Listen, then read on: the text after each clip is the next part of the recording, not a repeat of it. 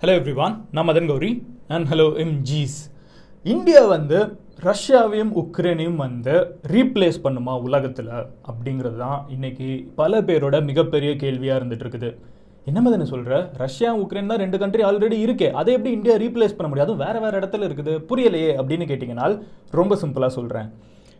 ஒரு வருஷத்துக்கு உலகத்தில் சப்ளை ஆகிற சன்ஃப்ளவர் ஆயில் இருக்குல்ல, அதாங்க நம்ம வீட்டில் சமைக்கிறதுக்கெல்லாம் சில பேர் யூஸ் பண்ணுவாங்கல்ல, அந்த சன்ஃப்ளவர் ஆயில் ரஷ்யா உக்ரைன்லேருந்து மட்டும் வர்றது எவ்வளோன்னு பார்த்தீங்கன்னா 55% உலகத்தோட சன்ஃப்ளவர் ஆயில் ரஷ்யா உக்ரைனில் தான் வருது. அதே மாதிரி இந்த வீட் இருக்குல்ல, கோதுமை, நம்ம ஊரில் சப்பாத்தியிலேருந்து எல்லாத்துக்கும் யூஸ் பண்ணுறோமே, இந்த வீட் ரஷ்யா உக்ரைன்லேருந்து தான் உலகத்துக்கு 33% சப்ளை ஆகுது. அதே மாதிரி இந்த மெய்ஸ், பார்லி அதெல்லாம் 17% உக்ரைன் ரஷ்யாவிலேருந்து தான் வந்துட்டு இருக்கு. இப்போ உக்ரைன்லேயும் ரஷ்யாவிலையும் என்ன நடந்துட்டு இருக்கு, ரஷ்யா ரிவெஞ்ச் எடுத்துட்டு இருக்காங்க உக்ரைன் மேலே, ஓகேவா? ஸோ மறுபடியும் வச்சு செஞ்சுட்டு இருக்காங்க. ஃபர்ஸ்ட் வேவ்ல அப்படியே உள்ளுக்குள்ள வந்தாங்க, பிடிக்க முடியுமான்னு பார்த்தாங்க, பிடிக்க முடியல, திருப்பி அனுப்பிச்சிட்டாங்க. இப்போ மறுபடியும் ரீக்ரூப் ஆகி உக்ரைன் தாங்க முடியாத அளவுக்கு பொடியர்னு அடிச்சிட்டு இருக்காங்க. இந்த அடிப்பட்ட சிங்கத்தோட மூச்சுக்கத்து கூட பயங்கரமா இருக்கும்பாங்கல்ல, அந்த மாதிரி நேற்றுக்கு ஒரு நாள் நைட்ல மட்டும் ரஷ்யா உக்ரைன்ல 1300 இடங்கள்ல தாக்குதல் நடத்தியிருக்காங்க. 1300 லொகேஷன்ஸ்ல கண்டினியூஸா மிசைல்ஸ் வச்சு அடிச்சிருக்காங்க. ரீக்ரூப் ஆகி உன்னை என்ன மொத்தமாக பிடிக்க முடியாதுன்னு நினைச்சிட்டு இருக்கியா, உன்னை நான் பகுதியாக பிடிக்கிறேன்டான்னு சொல்லிட்டு மொத்த ஈஸ்டர்ன் ரீஜன்லையுமே அதாவது உக்ரைனுக்கும் ரஷ்யாவுக்கும் இருக்கிற பார்டர் கிட்ட இருக்கிற உக்ரைனிய பகுதியில் பயங்கரமான தாக்குதல், டோன்பாஸ் ரீஜனை இண்டிபெண்டன்ட் ஆகணும் முடிவு பண்ணி மரணடியாக அடிச்சிட்டு இருக்காங்க.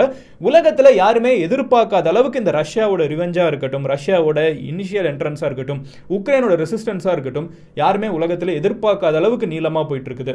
வேர்ல்டு லெவலில் நம்ம எல்லாரும் என்ன நினைச்சோம், ரஷ்யா உக்ரைனுக்குள்ள போறாங்க, 2 நாள் 3 நாளா பிடிச்சிருவாங்கன்னு நினைச்சோம். மிஞ்சி போச்சுன்னா ஒரு வாரம் ஒரு மாசம் கூட ஆகும்னு நினைச்சோம்.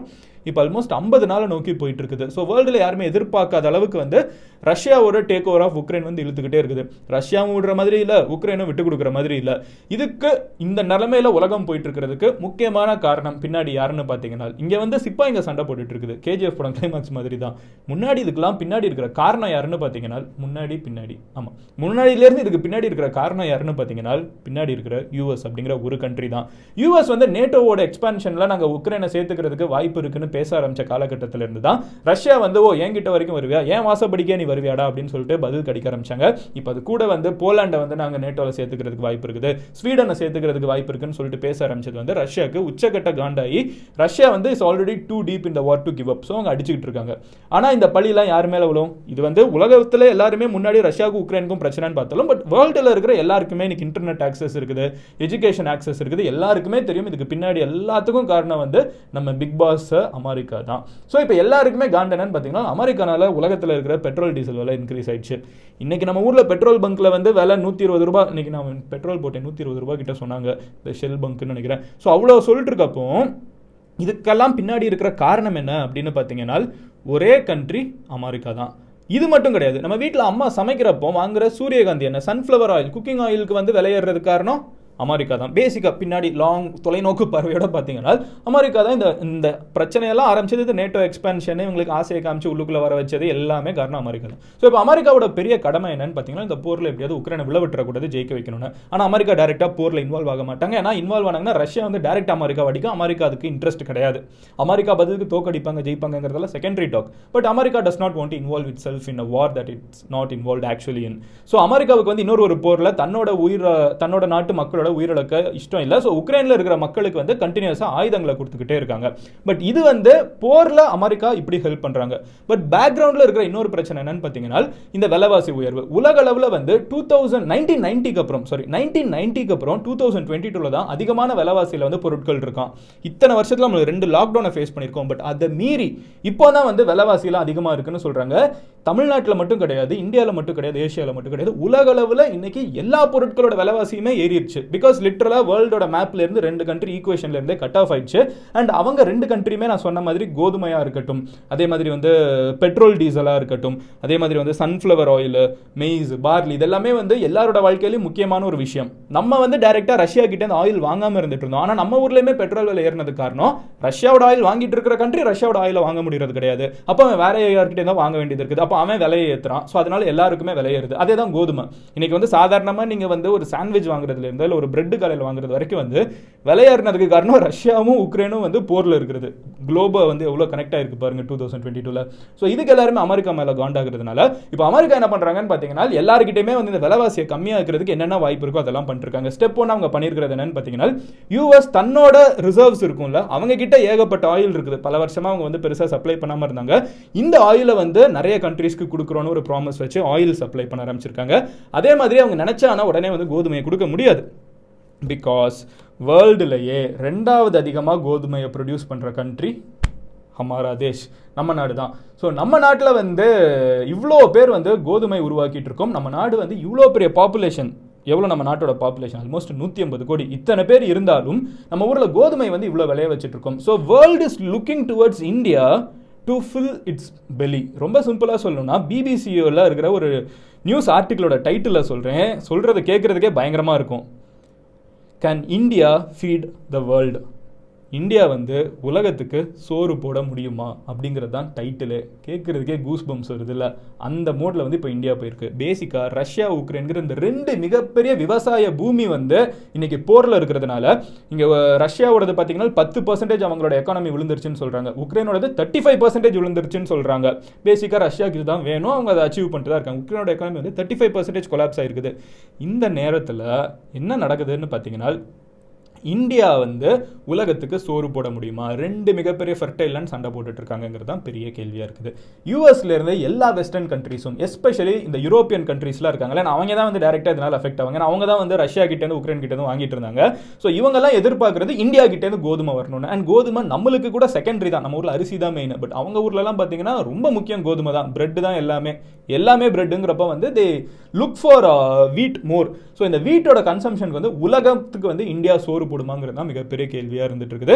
இந்தியாவோட பிரைம் மினிஸ்டர் இருந்துக்கிட்டு ப்ராமிஸ் பண்ணியிருக்கிறது என்னன்னு பார்த்தீங்கன்னா கண்டிப்பாக போடும், நாங்கள் வந்து அதுக்கான எஃபர்ட்லாம் எடுத்துட்டு இருக்கோம், இந்தியாவுக்கு வந்து சர்ப்ளஸாக இருக்குது, நாங்கள் ப்ரொடியூஸ் பண்ணுற கோதுமை வந்து நாங்கள் தேவையான கோதுமையோட அதிகமாக ப்ரொடியூஸ் பண்ணிருக்கோம், அதனால நாங்கள் வந்து செய்வோம் அப்படின்னு சொல்லியிருக்காங்க. இது ஒரு பகுதி ஓரமாவைங்க. 2வது ஒரு இடத்துல என்னன்னு பார்த்தீங்கன்னா India is replacing China. Russia உக்ரைனை இந்தியானால ரீப்ளேஸ் பண்ண முடியும், பட் சைனா நம்மளோட எல்லா விதத்திலையும் பெரியாலே அவங்கள எப்படி ரீப்ளேஸ் பண்ண முடியும்னு கேட்டிங்கன்னா ரஷ்யாவுக்கும் சைனாவுக்கும் இருக்கிற ரிலேஷன்ஷிப் கடந்த சில நாட்களாக வந்து பயங்கர ஜிகிரி தோஸ்தாக இருந்தாங்க. பட் லாஸ்ட் 1 or 2 டேஸாக பார்த்தீங்கன்னா சைனா வந்து ரஷ்யாவை பயங்கரமாக அஃபெண்ட் பண்ணிருக்காங்க. எதுக்குன்னு தெரியல. கண்டிப்பாக சைனா வந்து பெரிய ஸ்கெட்ச் தான் ஏதாவது போடுவாங்க.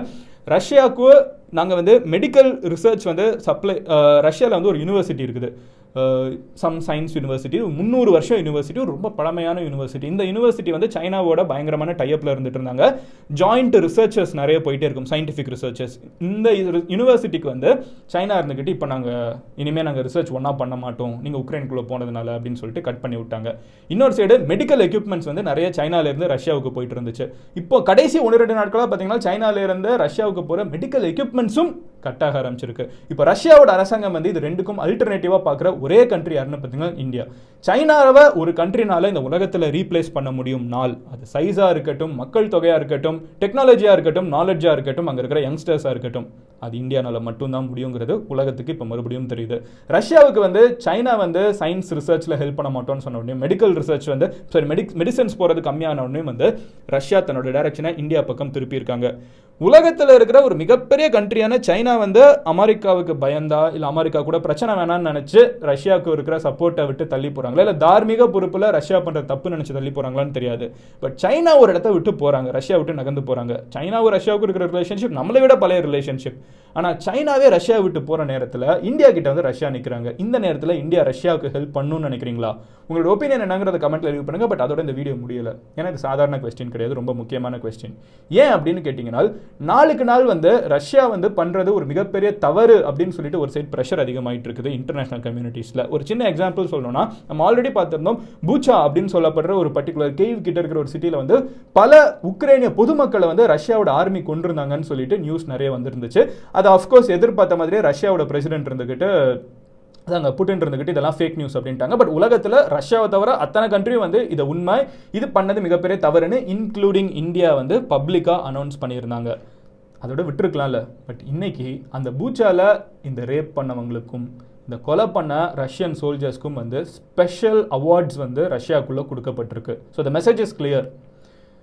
என்ன கொடூரமாக நீங்கள் பண்ணீங்கனாலும் சரி, ஒரு இடத்துல உக்ரைனிய மக்களுக்குள்ள பயத்தை விதைச்சிட்டிங்கன்னா உங்களுக்கு அவார்டு இருக்குங்கிறத பிரசிடென்ட் வந்து அஃபீஷியலாக ரெகக்னைஸ் பண்ணி சொல்கிறாரு. இது பேசிக்காக எதுக்குன்னு பார்த்தீங்கன்னா, இப்போ ரஷ்யாவோட படை கம்ப்ளீட்டாக உக்ரைனில் ரீக்ரூப் ஆயிருக்குன்னு சொல்கிறோம்ல, சைடில் வந்து மொத்தமாக எடுக்க போகிறாங்கன்னு டோன்பாஸ் ரீஜனை, கவலையே படாமல் உள்ளுக்குள்ளே போய் அடி, உனக்கு அவார்டு காத்துட்டு இருக்குங்கிற ஒரு மோட்டிவேஷன் தான் இதெல்லாம். ஸோ இந்த அளவுக்கு வந்து ரஷ்யா தன்னோட அஃபென்ஸை கொண்டு போயிட்டு இருக்காங்க.